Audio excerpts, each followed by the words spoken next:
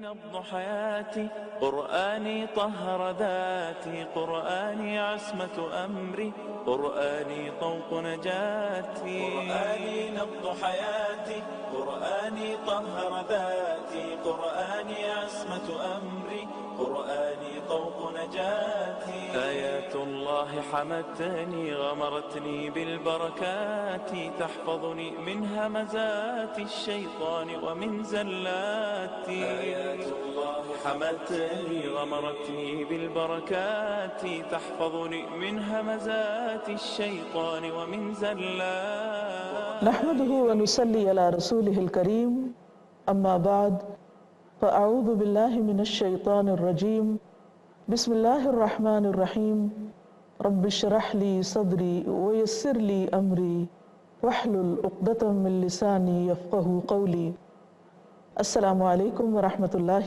وبرکاتہ۔ آج ہم اللہ تعالیٰ کی وسیع رحمت اور مغفرت کا ذکر کریں گے۔ انسان جب بھی کوئی گناہ کرتا ہے تو اس کے دل پر ایک سیاہ نقطہ لگ جاتا ہے، وہ اپنے دل پر اس کا اثر بھی محسوس کرتا ہے۔ جن لوگوں کے اندر ایمان کی حرارت ہوتی ہے وہ اپنے گناہ کی وجہ سے شرمندگی کا اور ندامت کا اثر اپنے اندر محسوس کرتے ہیں اور گناہوں کے اس بوجھ سے نکلنا چاہتے ہیں۔ شیطان بار بار انسان کو اللہ کی رحمت سے مایوس کرتا ہے، لیکن اللہ رب العزت بندے کو اپنی وسیع رحمت کی طرف بلاتا ہے۔ قرآن مجید میں اللہ تعالیٰ کا ارشاد ہے، ان الحسنات یذہبن السیئات، نیکیاں برائیوں کو لے جاتی ہیں، برائیوں کو مٹا دیتی ہیں۔ گویا اللہ تعالیٰ نے انسان کو ایک بہت بڑی مشکل سے نکالا، اس کو حل بتا دیا کہ اگر کوئی برائی ہو جائے، اگر غلطی ہو جائے تو صرف شرمندہ رہنے، پشیمان ہونے، نادم ہونے اور اس برائی پر جمے رہنے سے بات نہیں بنے گی، بلکہ اس کے بعد کوئی اچھا کام کر دو، نیکی کا کام کر دو، تو اس طرح برائی نیکی کی وجہ سے ختم ہو کر رہ جائے گی۔ گویا برائی کرنے کے بعد انسان کا دل میلا ہو جاتا ہے اور نیکی کرنے کے بعد وہ میل دھل جاتی ہے۔ سورۃ ہود کی آیت نمبر 114 میں یہ بات فرمائی گئی، وَأَقِمِ الصَّلَاةَ طَرَفَيِ النَّهَارِ وَزُلَفًا مِّنَ اللَّيْلِ إِنَّ الْحَسَنَاتِ يُذْهِبْنَ السَّيِّئَاتِ ذَلِكَ ذِكْرَى لِلذَّاكِرِينَ، اور دن کے دونوں سروں پر اور کچھ رات گزرنے پر نماز قائم کرو، بلا شبہ نیکیاں برائیوں کو دور کر دیتی ہیں۔ یہ ایک یاد دہانی ہے ان لوگوں کے لیے جو اللہ کو یاد رکھنے والے ہیں۔ اس سے یہ پتہ چلتا ہے کہ اگر کوئی شخص اللہ کو یاد رکھتا ہے تو بھی عین ممکن ہے کہ اس سے گناہ سرزد ہو۔ انسان بھولنے والا ہے، بہت دفعہ بھول چوک سے اس کے منہ سے ایسی بات نکل جاتی ہے جو پسندیدہ نہیں ہوتی، یا اس سے کوئی اور کوتاہی ہو جاتی ہے، یا اللہ تعالیٰ کی نافرمانی کا کام ہو جاتا ہے۔ تو ایسی صورت میں انسان فوری طور پر توبہ کرے، اللہ کی مغفرت کی طرف لوٹے اور نیکیوں کی طرف رجوع کرے۔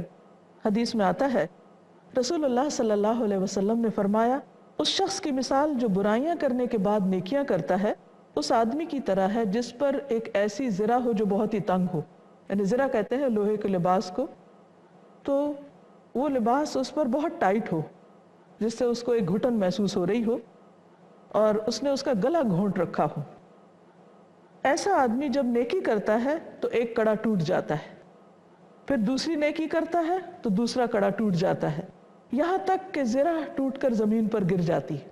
یعنی گناہ کرنے کے بعد انسان کا حال یہی ہوتا ہے، تنگی کی وجہ سے، دل کی تنگی کی وجہ سے اور گھٹن کی وجہ سے، شرمندگی کی وجہ سے، کہ گویا اس کو کسی نے جکڑ رکھا ہو۔ اور جب انسان اللہ تعالیٰ کی طرف رجوع کرتا ہے اور برائی کے بعد اچھے کام کرنے لگتا ہے تو وہ گناہ کا اثر دھلنے لگتا ہے، وہ سیاہی سفیدی اور روشنی میں بدلنے لگتی ہے، اور اس طرح انسان دوبارہ واپس ایک اچھے حال کی طرف پلٹ آتا ہے۔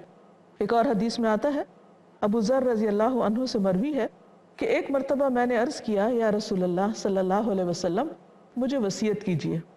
آپ نے فرمایا، اگر تم سے کوئی گناہ ہو جائے تو اس کے بعد کوئی نیکی کر لیا کرو جو اس گناہ کو مٹا دے گی۔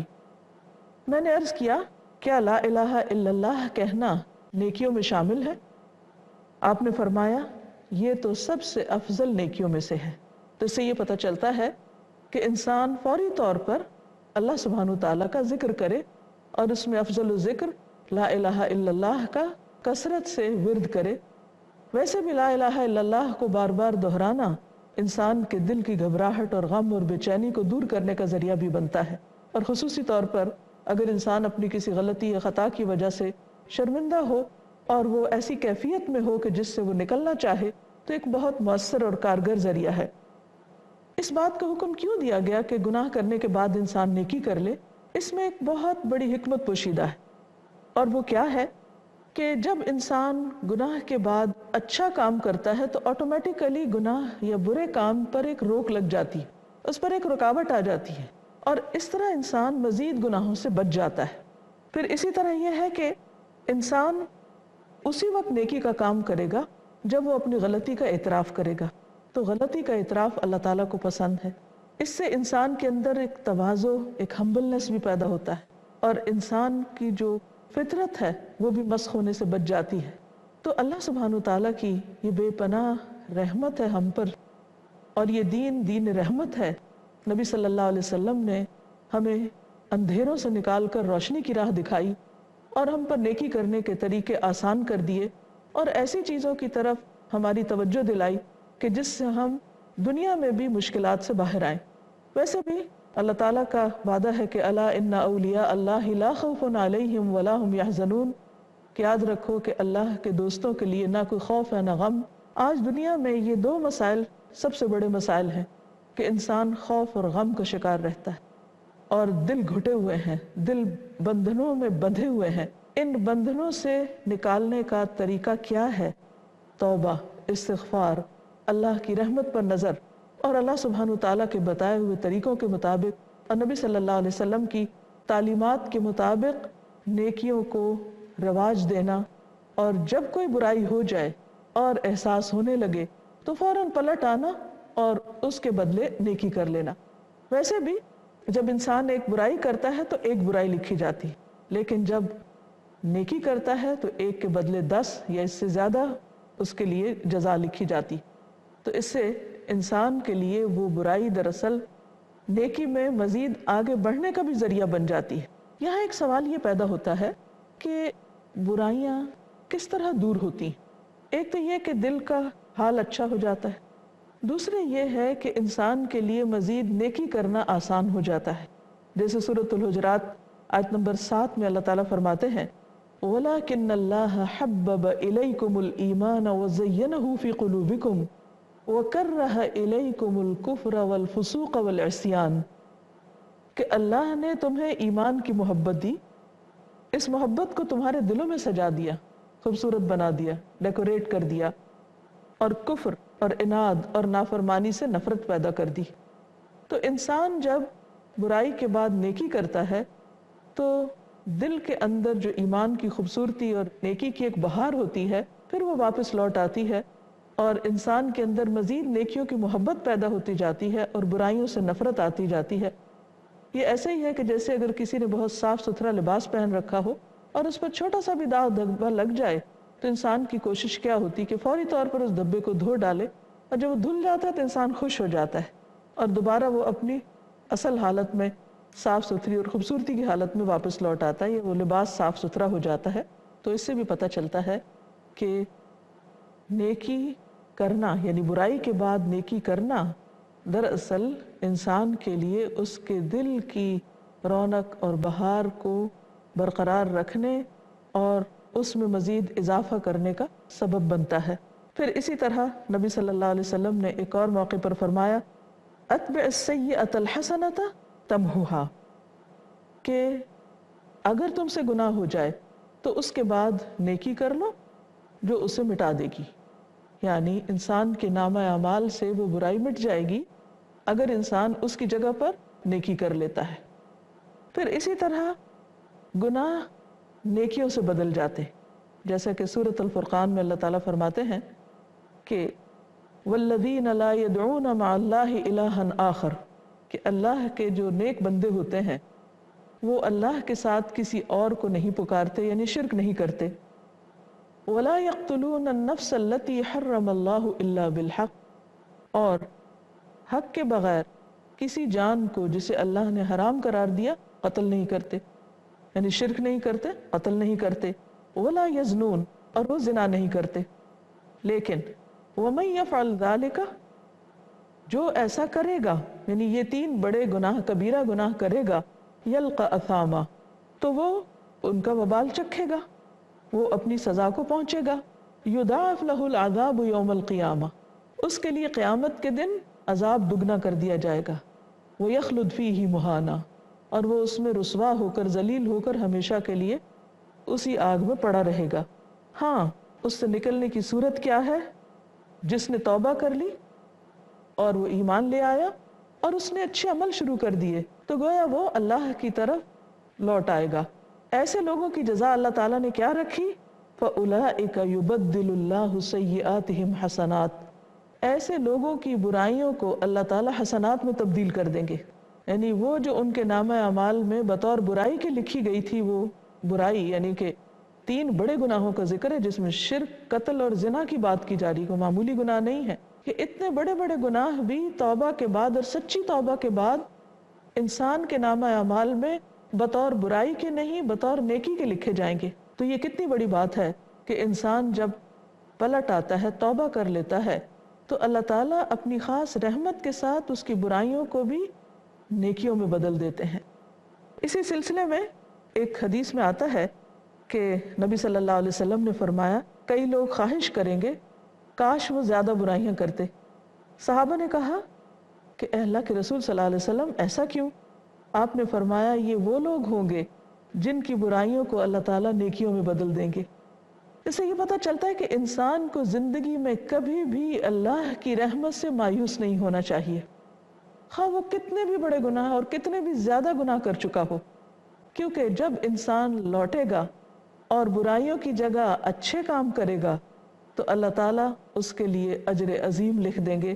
اس سلسلے میں ایک واقعہ حدیث کی کتابوں میں آتا ہے کہ ایک شخص نے 99 قتل کر دیے، 99، ایک نہیں، 2 نہیں، 99۔ پھر اس کو توبہ کا خیال آیا تو کسی راہب کے پاس گیا اور اس سے پوچھا، تو اس نے کہا کہ تمہاری توبہ نہیں ہو سکتی کیونکہ تم تو بہت بڑے مجرم ہو۔ اس نے اس کو بھی قتل کر دیا، تو 99 نہیں، اب 100 کا قاتل ہو گیا۔ لیکن اس کے ضمیر کا بوجھ اسے چین سے بیٹھنے نہیں دے رہا تھا، تو اس نے پھر کسی اور کی طرف رجوع کیا اور جا کر اس کو اپنا مسئلہ بتایا، تو اس نے اس کو کہا کہ تم ان لوگوں اور اس زمین کو چھوڑ دو جہاں پر تم یہ گناہ کر رہے ہو، اور فلاں جگہ نیک صالح لوگ رہتے ہیں، وہاں پر چلے جاؤ تاکہ تم آئندہ کے لیے نیک بن کر زندگی بسر کر سکو۔ اس شخص نے فوراً ہی اس جگہ کو، ان لوگوں کو، اپنے گناہوں کو چھوڑنے کا ارادہ کر کے اس علاقے کا رخ کیا۔ ابھی وہ وہاں تک پہنچا بھی نہیں تھا کہ راستے میں اس کی جان لینے کے لیے دونوں طرح کے فرشتے آ گئے۔ اب اس دونوں طرح کے فرشتے، یعنی کہ جو نیکیوں کے اور برائیوں کے تھے، وہ آپس میں جھگڑنے لگے کہ کون اس کی جان لے گا۔ بہرحال اللہ سبحانہ وتعالیٰ نے ان کو حکم دیا کہ جگہ کو ناپ لیا جائے اور جہاں کا فاصلہ کم ہو اس طرف کے فرشتے جان لے لیں، اور یوں جس طرف وہ جا رہا تھا، یعنی نیک لوگوں سے ملنے کے لیے اور برائیاں چھوڑ کر ہجرت کر رہا تھا، اس طرف کا فاصلہ کم نکلا تو نیکی کے فرشتوں نے اس کی جان لی اور اس طرح اس کو بخش دیا گیا۔ یہ ایک بہت بڑی مثال ہے اور ایک بہت ہی ہوپ فل کنڈیشن ہے ہر انسان کے لیے کہ سارے انسان اللہ کی مخلوق ہیں، اور کسی وقت بھی انسان کو یہ نہیں سوچنا چاہیے کہ وہ بہت گناہ کر چکا ہے، اب تو اس کی توبہ نہیں ہو سکتی، لہٰذا اور جی بھر کے گناہ کر لو تاکہ دنیا میں جتنے دن ہیں موج کر لیں، پھر کل کو تو شامت آنی ہی ہے۔ نہیں، انسان چاہے اس کے زندگی میں ایک دن باقی رہ گیا ہو یا وہ بستر مرگ پر ہی کیوں نہ پڑا ہوا ہو، تو اس کو کبھی بھی توبہ میں دیر نہیں لگانی چاہیے۔ جب انسان اللہ کی طرف رجوع کرے گا تو اللہ کو مہربان پائے گا۔ پھر اسی طرح ایک اور حدیث میں آتا ہے، رسول اللہ صلی اللہ علیہ وسلم نے فرمایا، میں اس آدمی کو جانتا ہوں جو جنت میں داخل ہونے والوں میں سب سے آخری شخص ہوگا اور دوزخ سے نکلنے والوں میں سے سب سے آخری شخص ہوگا۔ وہ آدمی ہوگا جسے قیامت کے دن لایا جائے گا اور کہا جائے گا کہ اس کے چھوٹے گناہ پیش کیے جائیں اور بڑے گناہ نہ پیش کیے جائیں۔ چنانچہ اس کے اس چھوٹے گناہ اس کے سامنے پیش کیے جائیں گے اور کہا جائے گا کہ فلاں دن تم نے یہ کام کیا تھا، فلاں دن یہ. اس وقت وہ شخص اقرار کرے گا، انکار نہ کر سکے گا، اور وہ اپنے بڑے گناہوں سے بھی ڈر رہا ہوگا کہ کہیں وہ بھی نہ پیش کر دیے جائیں. پھر اس سے کہا جائے گا کہ تمہارے لیے ہر گناہ کے بدلے ایک نیکی ہے. تو وہ کہے گا کہ اے میرے رب، میں نے تو اور بھی بہت سارے گناہ کے کام کیے. یعنی اس وقت اس کا حوصلہ بڑھ جائے گا، جنہیں میں آج یہاں نہیں دیکھ رہا. راوی کہتے ہیں کہ میں نے نبی صلی اللہ علیہ وسلم کو دیکھا کہ آپ ہنسے یہاں تک کہ آپ کے سامنے والے دانت ظاہر ہو گئے. اس سے بھی پتہ چلتا ہے کہ اللہ تعالیٰ کی رحمت کتنی وسیع ہے. سارے فیصلوں کا اختیار اسی کے پاس ہے. وہ مالک یوم الدین ہے، وہ جس کو چاہے معاف کر دے، جس کو چاہے عذاب دے. لیکن انسان ہونے کی حیثیت سے ہمارا فرض یہ بنتا ہے کہ ہم کبھی بھی اللہ کی رحمت سے مایوس نہ ہوں اور برائی کے بعد نیکی کرنے میں کبھی دیر نہ لگائیں، یعنی دوسرے لفظوں میں توبہ کرنے میں، کیونکہ خالص توبہ انسان کے گناہوں کو مٹا دیتی ہے. ہو سکتا ہے کہ آپ سوچ رہے ہوں کہ یہ تو بڑے بڑے کام ہیں اور ہم تو ابھی حج پر بھی نہیں جا سکتے، تو ہم کون سا ایسا کام کریں کہ جس سے ہمارے گناہ بھی معاف ہو جائیں. تو اس کے لیے ایک حدیث میں آتا ہے کہ نبی صلی اللہ علیہ وسلم نے فرمایا، جب بندہ نماز پڑھنے کے لیے کھڑا ہوتا ہے تو اس کے سارے گناہ ہلائے جاتے ہیں اور اسے سر اور دونوں کندھوں پر رکھ دیے جاتے ہیں. تو بندہ جب رکوع کرتا ہے یا سجدہ کرتا ہے تو اس کے سارے گناہ گر جاتے ہیں. تو اس سے پتہ چلتا ہے کہ نماز گناہوں کو دور کرنے، گناہوں کو ختم کرنے کا ایک بہت بڑا ذریعہ ہے. اسی طرح وضو کرنا، انسان جب وضو کر رہا ہوتا ہے وہ ہاتھ دھوتا ہے تو ہاتھوں کے گناہ گر جاتے ہیں. حدیث میں آتا ہے کہ آخری قطرے کے ساتھ آخری گناہ گر جاتا ہے. اسی طرح جب چہرہ دھوتا ہے، جب بازو دھوتا ہے، جب پاؤں دھوتا ہے، تو ان اعضاء کے ساتھ جو بھی اس نے کوئی گناہ کیا ہوتا ہے وہ گناہ صاف ہو جاتا ہے، ختم ہو جاتا ہے.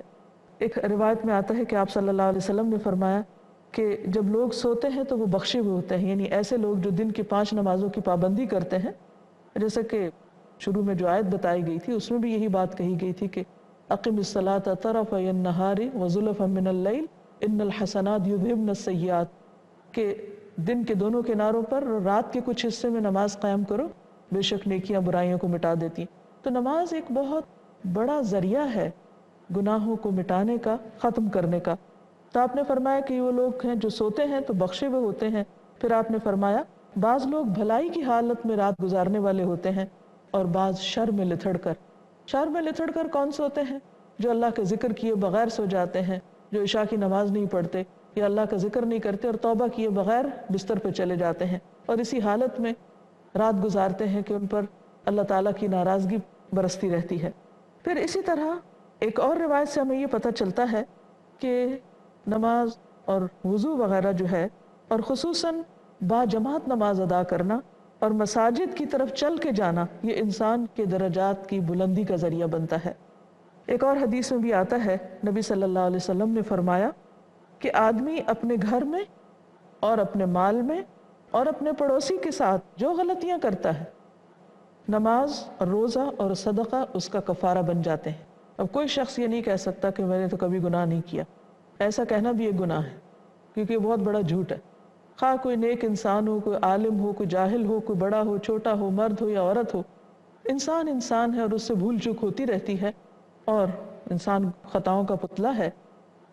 اور دن میں انسان جب انسانوں کے ساتھ معاملہ کرتا ہے اس میں بھی کمی بیشی ہو جاتی ہے، پڑوسیوں کے ساتھ، دوستوں کے ساتھ، عزیزوں رشتہ داروں کے ساتھ، خود اپنی اولاد. پھر اسی طرح مال کمانے میں، تجارت میں، جاب میں مختلف طرح کی غلطیاں ہوتی رہتی ہیں، کچھ جانے کچھ انجانے. پھر اسی طرح اپنے گھر والوں کے ساتھ بعض اوقات اس کی انبن ہو جاتی ہے، حقوق کی ادائیگی میں کمی بیشی ہو جاتی ہے.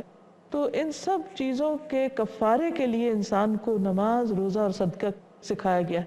روزہ بھی انسان کے لیے جو اللہ کی رضا کی خاطر روزہ رکھتا ہے، خصوصاً رمضان کا، تو اس کے بارے میں آتا ہے من صام رمضان ایمانا و احتسابا غفر له ما تقدم من ذنبه، جو ایمان اور ثواب کی نیت کے ساتھ رمضان کے روزے رکھے گا اس کے پچھلے گناہ معاف کر دیے جائیں گے. اسی طرح صدقہ خیرات جو ہے وہ انسان کے گناہوں کی معافی کا ذریعہ بنتا ہے.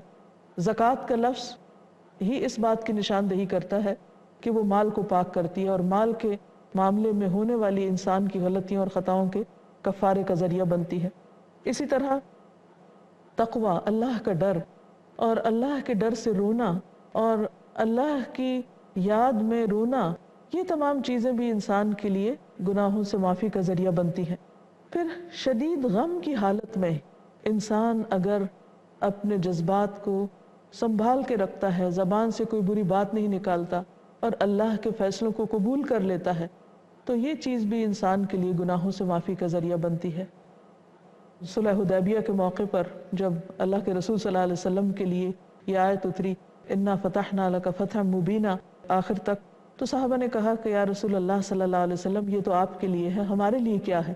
یعنی وہ بھی اس وقت جو صلح کی شرائط تھی ان پر بہت غمگین تھے اور دل میں ان کے بہت ہم و غم تھا، لیکن ان کی زبان سے کوئی بات نکل نہیں رہی تھی کہ جو اللہ کے رسول صلی اللہ علیہ وسلم کو ناراض کرنے والی ہو۔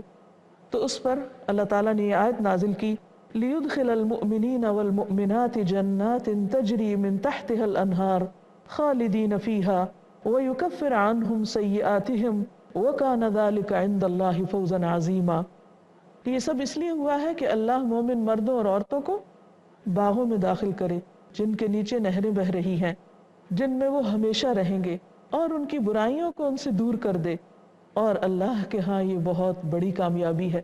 جیسے ایک حدیث میں آتا ہے کہ اللہ تعالیٰ جب بندے کے لیے ایک بلند مقام لکھ دیتا ہے اور وہ اپنے اعمال کی وجہ سے اس تک نہیں پہنچ سکتا، تو اللہ تعالیٰ اس کو کسی آزمائش میں مبتلا کر دیتا ہے۔ اس آزمائش پر جب وہ صبر کرتا ہے اور اس کو برداشت کرتا ہے، تو یہ صبر اور برداشت یعنی غم اور تکلیف اور دکھ کے موقع پر یہ انسان کے درجات کی بلندی کا ذریعہ بن جاتے ہیں۔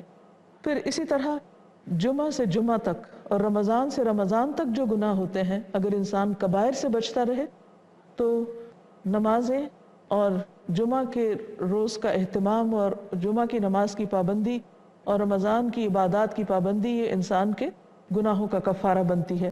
پھر اسی طرح یہ ہے کہ یہ بھی تاکید کی گئی ہے کہ اگر انسان سے ایسی غلطی ہو جو اس نے چھپ کر کی ہے تو اس کی توبہ بھی چھپ کر کرنی چاہیے، یعنی اس کے لیے چھپ کر معافی مانگنی چاہیے، اور اگر پبلکلی کوئی گناہ ہوا ہے، اعلانیہ طور پر کوئی غلطی ہوئی ہے، تو اس کو توبہ بھی اعلانیہ طور پر کرنی چاہیے تاکہ دوسروں کے لیے بھی وہ ایک نمونہ بن جائے یا مثال بن جائے۔ اور آخری بات یہ ہے کہ اللہ تعالیٰ نے جو فرشتے ہمارے اعمال کو لکھنے کے لیے مقرر کیے ہیں، وہ جب بندہ مومن کوئی غلطی کرتا ہے تو وہ قلم روکے رکھتے ہیں، انتظار کرتے ہیں کہ بندہ توبہ کر لے۔ اگر انسان توبہ کر لیتا ہے تو وہ گناہ نہیں لکھتے، لیکن اگر وہ لکھ بھی لیتے ہیں اور انسان اس کے بعد نیکی کرتا ہے تو وہ گناہ بھی مٹ جاتا ہے۔ اللہ تعالیٰ سے دعا ہے کہ اللہ تعالیٰ ہمیں نیکیوں کی طرف بڑھنے والا، فاستبقوا الخیرات کے حکم پر عمل کرنے والا بنائے، اور انسان ہونے کے ناطے جو بھی کمی کوتاہی ہم سے ہوتی ہے اس کو معاف فرما دے۔ اللہ تعالیٰ ہم سب پر اپنی رحمت نازل کرے۔ ہم سب کو چاہیے کہ کثرت کے ساتھ استغفار بھی کرتے رہیں، یعنی زبان سے بھی گناہوں کی معافی مانگتے رہیں۔ نبی صلی اللہ علیہ وسلم نے فرمایا کہ میں دن میں 70 سے 100 بار استغفار کرتا ہوں، تو ہم جیسے لوگوں کو تو اس سے زیادہ بار کرنی چاہیے، کیونکہ ہم تو ہر لمحہ خطائیں کر رہے ہوتے ہیں۔ اللہ تعالیٰ ہم سب پر اپنی رحمت فرمائے اور ہم کو معاف فرما دے۔ سبحانک اللہم و بحمدک، اشہد ان لا الہ الا انت، استغفرک و اتوب الیک۔ السلام علیکم ورحمۃ اللہ وبرکاتہ۔ معجزة خالدة ما أعظمها من كلمات من الرحمن علينا بكتاب من رحمات. معجزة خالدة ما أعظمها من كلمات من الرحمن علينا بكتاب من رحمات. قرآني نبض حياتي، قرآني طهر ذاتي، قرآني عصمة أمري، قرآني طوق نجاتي، قرآني نبض حياتي، قرآني طهر ذاتي، قرآني عصمة أمري، قرآني طوق